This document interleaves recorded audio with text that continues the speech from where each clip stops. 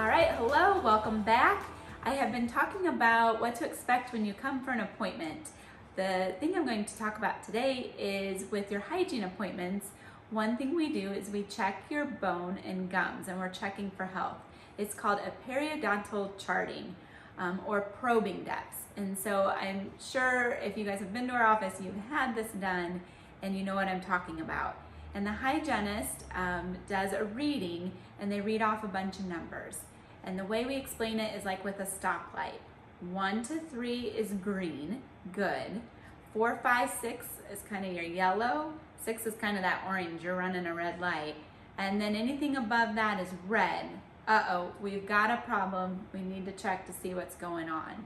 So what the hygienist is doing, I'm going to grab my tooth model here, is they're taking a probe and it's marked with lines, and they're just sliding it very gently between your tooth and the gum and measuring to where it stops. This allows us to assess the health of the gums and to assess the bone level.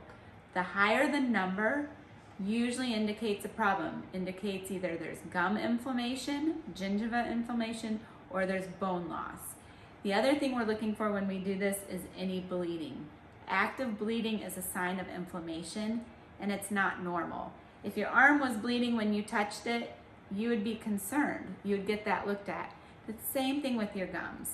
If your gums are bleeding when you're cleaning them, that's a concern. We need to look into that. And I have other videos that talk about inflammation in the mouth and its relation to your systemic health.